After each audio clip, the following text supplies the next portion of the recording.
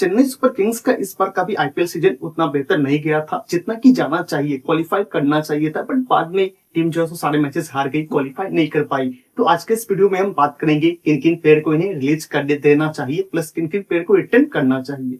बिना देरी किए हुए वीडियो को चालू करते हैं। तो पहले हम रिलीज प्लेयर की तरफ चलेंगे, रिलीज प्लेयर को निकाल लेंगे, फिर रिटर्न प्लेयर का लिस्ट वहां पे हमारा तैयार हो जाएगा। फिर हम पॉइंट आउट भी कर पाएंगे कि इन्हें किस टाइप के प्लेयर को ऑक्शन में टारगेट करना चाहिए। तो रिलीज प्लेयर में बैटर में मैंने कुल 3 प्लेयर का नाम सेलेक्ट किया है, मैथ्यू शॉट, उर्विल पटेल और ऋतुराज गायकवाड़, जिन्हें की मुझे लगता है कि रिलीज कर देना चाहिए। हालांकि आप ऋतुराज गायकवाड़ का नाम सुनकर के चौंके होंगे, बट मैंने जब एनालाइज किया इनका बैटिंग ऑर्डर को, तो इस पर आपने एक चीज देखा होगा कि ऋतुराज गायकवाड़, संजू सैमसन, आयुष मात्रे, ये तीनों टॉप 3 के बल्लेबाज है। मेन रूप से ओपनर है तीनों के तीनों। साथ में उर्विल पटेल भी ओपनर ही है, वो भी डोमेस्टिक क्रिकेट में गुजरात की तरफ से ओपनिंग करते हैं, शानदार बल्लेबाजी भी करते हैं। संजू सैमसन, ऋतुराज गायकवाड़ ओपनिंग कर रहे थे, आयुष मात्रे 3 पे खेल रहे थे। आयुष मात्रे ने शानदार बल्लेबाजी किया, संजू सैमसन ने भी अच्छी खासी बल्लेबाजी करके दिखाया। 400 प्लस का इस बार का भी उनका सीजन है, हालांकि और वो बेहतर कर सकते हैं, बट ऋतु की तरफ से अच्छी बल्लेबाजी बिल्कुल भी देखने को नहीं मिला है। इस सीजन भी नहीं, पिछले सीजन में भी नहीं मिला था, और इस पर जो उनका इंटेंट था वो भी मुझे सही नहीं लगा। वो बाउंड्री मारने को देख ही नहीं रहे थे स्टार्टिंग से। आपको 8 ओवर 10 ओवर खेल जा रहे हैं, एक भी बाउंड्री नहीं मार रहे हैं, ऐसा 1 या 2 मैचेस में भी हुआ था। तो मुझे लगता है कि वहां पे इंटेंट की भी कमी थी, वहां पे वो बेहतर कर सकते हैं आगे सीजन में। बट चेन्नई की आप थिंकिंग से देखोगे तो इतने सारे टॉप ऑर्डर के बल्लेबाज, टॉप ऑर्डर नहीं, आप ओपनर कहना ही ठीक है, इतने सारे ओपनर बल्लेबाज हैं, उसमें से आपको सबसे बेस्ट को चुनना है। आपने इस बार ऋतु संजू को चुना, बट ऋतु का जो आपको परफॉर्मेंस वो बिल्कुल भी अच्छा नहीं हो रहा है। वहां पे आयुष मात्रे शानदार परफॉर्मेंस कर रहे हैं, तो मुझे लगता है कि संजू सैमसन आयुष मात्रे के साथ जाना ज्यादा बेहतर है फ्यूचर में। आयुष मात्रे ने पूरा सीजन इस बार नहीं खेला है, पर जितने मैचेस खेले तो उसमें शानदार टारगेट के साथ शानदार बल्लेबाजी की थी, लगभग हर मैच में अच्छी बल्लेबाजी की थी। और शायद वो अगर पूरे सीजन खेलते तो हो सकता था कि चेन्नई सुपर किंग्स क्वालिफाई कर जाती, बिकॉज गेंदबाजी इनकी अच्छी हो रही थी। ओवरऑल बल्लेबाजी में ही मेन प्रॉब्लम निकल करके सामने आ रहा था। और उर्विल पटेल भी अच्छी बल्लेबाजी किए थे 1-2 मैचेस में, बट ओवरऑल उतना बेहतर नहीं था। और एक चीज मैंने गौर किया था कि वो हर एक बॉल को बाउंड्री मारने की कोशिश कर रहे थे, इसलिए छक्का मारने की कोशिश कर रहे थे, और सक्सेस नहीं हो पा रहे थे और आउट भी हो जा रहे थे। तो और प्लस इतने सारे टॉप ऑर्डर के जब बल्लेबाज हैं, तो उर्विल पटेल को छोड़ करके किसी और जो लोअर ऑर्डर में बल्लेबाजी करने वाले इंडियंस बल्लेबाज, यंगस्टर, उनकी तरफ अगर जाए तो ज्यादा बेहतर है, बिकॉज टॉप ऑर्डर में काफी सारे बल्लेबाज हो जाते हैं। तो इसलिए मैंने उर्विल को भी ड्रॉप किया है अपने स्क्वाड से। देन आपको मैथ्यू शॉट उन्हें छोड़ ही देना चाहिए, ज्यादा कुछ मुझे लगता है कि चेन्नई के लिए वो बेहतर फिट बैठते ही नहीं है स्क्वाड में। और ऋतुराज गायकवाड़ को अगर छोड़ देते हैं तो फिर संजू सैमसन को कैप्टन के तौर पे देख सकते हैं। अगर ऋतु को नहीं भी छोड़ते हैं तो मेरा जहां तक थिंकिंग है, आपको संजू सैमसन कैप्टन बनते हुए दिख सकते हैं अगले आईपीएल में, इसकी ज्यादा पॉसिबिलिटी है। देन चलते हैं ऑलराउंडर की तरफ। ऑलराउंडर में मैंने सिर्फ एक प्लेयर को रिलीज किया है, उसमें प्रशांत पीर का नाम रखा है और किसी को नहीं रखा है यहाँ पे। प्रशांत पीर हालांकि ओवरऑल देखोगे तो जितना उन्हें मौका मिला है उसके साथ उन्होंने अच्छा किया है, अच्छी बल्लेबाजी किए थे। कुछ मैचेस में गेंदबाजी करने का मौका मिला ही नहीं बिल्कुल भी, 2 या 3 ओवर मुश्किल से डाल पाए हैं।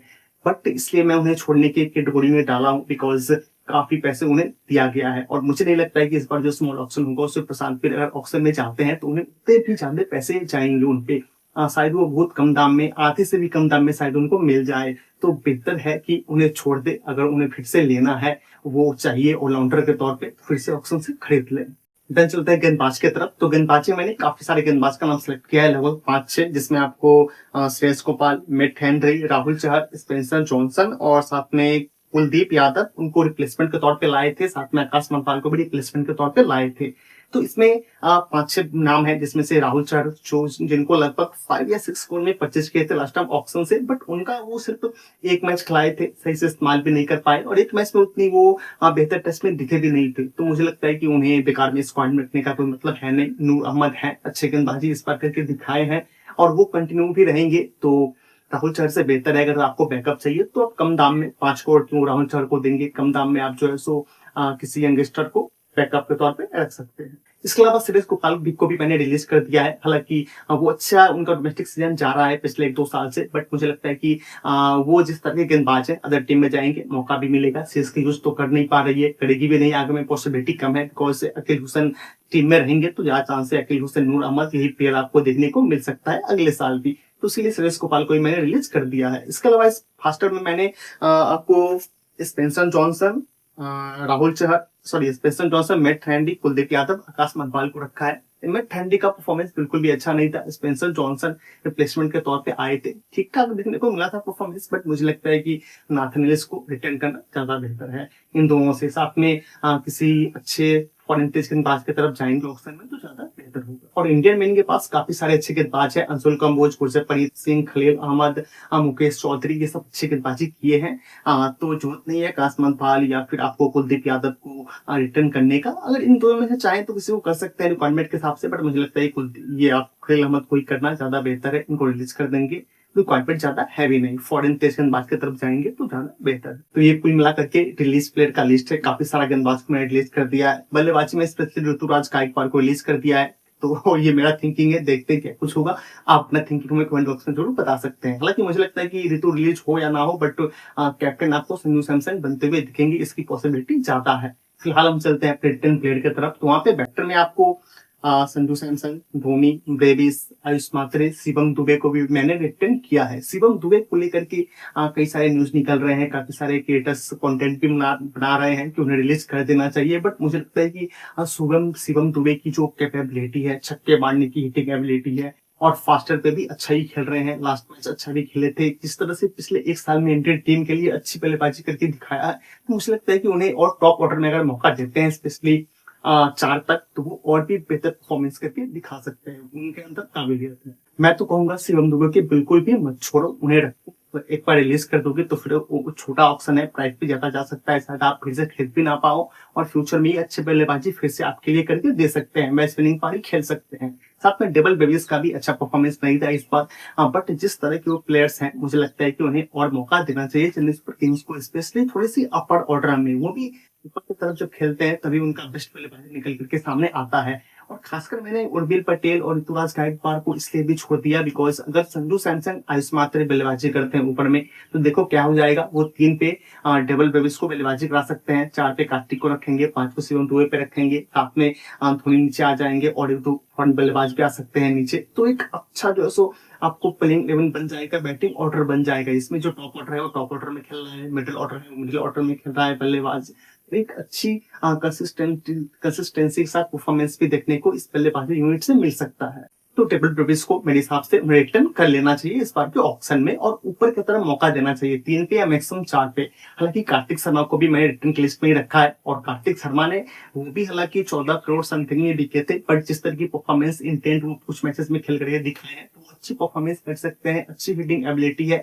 और लास्ट जो आपका लास्ट 1 या 2 जो मैचेस था, वहां पे अच्छे स्ट्राइकर के साथ बल्लेबाजी किया था। शुरू में थोड़ा सा स्लो था, तो ये आपको आईपीएल का जो लेवल है क्रिकेट का काफी ऊपर है, तो यंग प्लेयर जब आता है तो उन्हें थोड़ा सा टाइम किसी प्लेयर को लग जाता है, बट इनके अंदर काबिलियत है, ये अच्छे फ्यूचर में कर सकते हैं। तो इसलिए इन्हें कंटिन्यू 4 पे चेन्नई सुपर किंग्स मौका दे सकते हैं। साथ में सरफराज खान को भी रिटर्न कर लेना चाहिए, बिकॉज सरफराज खान ने जो ही मैचेस खेलने का मौका मिला था अच्छा इंटेंट के साथ बल्लेबाजी किया था। हालांकि मुझे लगता है कि सरफराज खान थोड़ा सा खुद को और बेहतर कर सकते हैं, वो थोड़ी सी हड़बड़ा जाते हैं, मुझे जैसा लग रहा था इस बार। नहीं तो वो और थोड़ी लंबी पारी खींच सकते हैं। अच्छे स्ट्राइकर के साथ में उनके पास ये काबिलियत है, और कुछ मैचेस में करके दिखाया भी था, तो उन्हें कंटिन्यू करना चाहिए। प्लस वो मिडिल ऑर्डर में बल्लेबाजी करते हैं, उनके साथ वो प्रॉब्लम नहीं है कि टॉप ऑर्डर में ही बल्लेबाजी कराना है उन्हें, वो नीचे 5 पे 6 पे ही बल्लेबाजी करा सकते हैं। वहां पे भी वो अच्छे स्ट्राइकर के साथ बल्लेबाजी आपको करके दिखा सकते हैं। और पीछे जिस तरह से फास्ट गेंदबाजों पे कट मारते हैं, तो वो तो काफी मजा आ रहा था देखने में।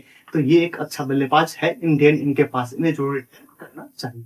देन लास्ट में बल्लेबाज के तौर पे नाम आ जाता है एमएस धोनी का। लास्ट में नहीं, फर्स्ट में ये है, सबसे बिग प्लेयर है पूरे वर्ल्ड लेवल में ही। तो मुझे लगता है कि इन पे ज्यादा कुछ कहना ठीक नहीं होगा, बिकॉज ये खेलेंगे कि नहीं ये खुद ही डिसाइड करेंगे। देन फिलहाल हम चलते हैं आपको ऑलराउंडर की तरफ। ऑलराउंडर जेमी वाटसन को मैंने रिटर्न की लिस्ट में रख दिया था पहले ही। देन रिप्लेसमेंट के तौर पे डियान फ्रेस्टर, जो कि आपको साउथ अफ्रीका से आते हैं, उन्हें वो लिए थे, और मुझे लगता है कि अच्छा काम किए, उन्हें छोड़ना भी नहीं चाहिए।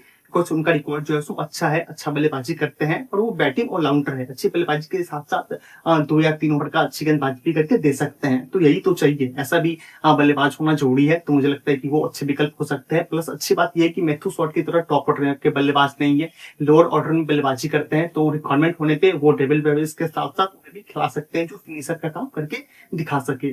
बाकी इंडियन में आपको अमन खान दिख जाएंगे, ये भी अच्छे यंगस्टर है, तो इसको कंटिन्यू करना चाहिए। अगर बेहतर है तो आगे मौका दे भी सकते हैं।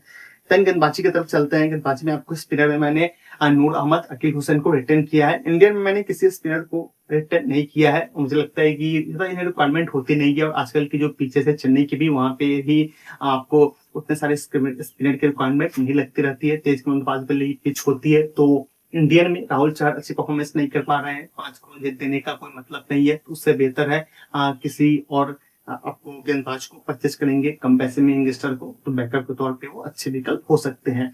क्योंकि जो इस बार अकील हुसैन ने गेंदबाजी करके दिखाया है, तो बेहतर है कि अकील हुसैन नूर को अगर साथ में खिलाते हैं तो अच्छा इन्हें बेनिफिट मिल सकता है। इस बार के आईपीएल में भी मिला है। और इंडियन तेज गेंदबाज में मैंने सारे जो पहले खेल रहे थे सबको रिटर्न कर लिया है, चाहे अंशुल कम्बोज हो, खलील हो, या फिर आपको मुकेश चौधरी हो, गुरप्रीत सिंह हो, और साथ में नाथन इलिस को भी मैंने रिटर्न किया है। इस पर चोटिल हो गए थे, बट अभी आपको पाकिस्तान के अगेंस्ट में ही शायद ऑस्ट्रेलिया का जो मैचेस था, वहां पे नाथन इलिस ने अच्छी गेंदबाजी करके दिखाया है। तो अच्छे गेंदबाजी अच्छी गेंदबाजी करते हैं, जरूरी तो है नहीं कि वो अगले साल भी चोटिल ही हो जाएंगे। तो बेहतर है कि उन्हें रिटर्न कर ले, वो एक अच्छे गेंदबाज है। तो ओवरऑल ये मेरा रिटर्न प्लेयर का लिस्ट है। तो अब हम पॉइंट आउट करें कि इन्हें ऑक्शन इस बार होगा तो किस किस फील्ड को फिलअप करने की रिक्वायरमेंट है। तो सबसे पहले आप फॉरेन तेज गेंदबाज की तरफ जाएं, मिड हैंडी या फिर और जो गेंदबाज थे स्पेंसर जॉनसन, ये सबको छोड़ करके थोड़ी सी अच्छी यंगस्टर बेहतर को ढूंढे तलाशे, जो स्टार्टिंग में कम दाम में भी मिल जाएंगे, और उन्हें थोड़ा सा एक्सपीरियंस होगा तो बेहतर करके दिखा सकते हैं। जैसे कि मधीसा पत्राना को इन्होंने लाया था, सेम उस तरह से ऐसे चॉइस को करें तो बेहतर है। बिकॉज ये स्मॉल ऑप्शन होगा,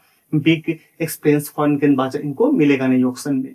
साथ में इन्हें इंडियन स्पिनर चाहिए, तो उसमें मुझे लगता है कि यंगस्टर की तरफ जाना थोड़ा बेहतर होगा। एक इंडियन स्पिनर को उन्होंने बाद में रिप्लेसमेंट के तौर पे लिया था, अगर बेहतर है तो उन्हें भी बैकअप के तौर पे वो रख सकते हैं। तो कुल मिलाकर के स्मॉल ऑप्शन में मुझे लगता है कि इन्हीं 2-3 पॉइंट पे ध्यान देने की रिक्वायरमेंट है, और ज्यादा प्लेयर को नहीं छोड़े तो बेहतर है। बिकॉज ये स्मॉल ऑप्शन है, पूरी तरह से स्क्वाड को बिल्डअप नहीं कर पाएंगे प्लेयर, उन्हें और भी बेहतर नहीं मिलेंगे। तो बेहतर है कुछ कोई छोड़े, कुछ को फिलअप कर ले। फातिमा की अगले साल बिग ऑक्शन होगा, अगले साल के 2028 के आईपीएल के लिए बिग ऑक्शन होगा, तो वहां पे फिर से नया से स्क्वाड तैयार ही कर सकते हैं। तो ये मेरा थिंकिंग है। आपको क्या लगता है, किसको रिलीज करना चाहिए जरूर बताइए हमें कमेंट बॉक्स में। देन वीडियो पसंद आए तो लाइक कीजिए, चैनल को सब्सक्राइब कर दीजिए, ऐसे ही वीडियो आपको मिलता रहेगा।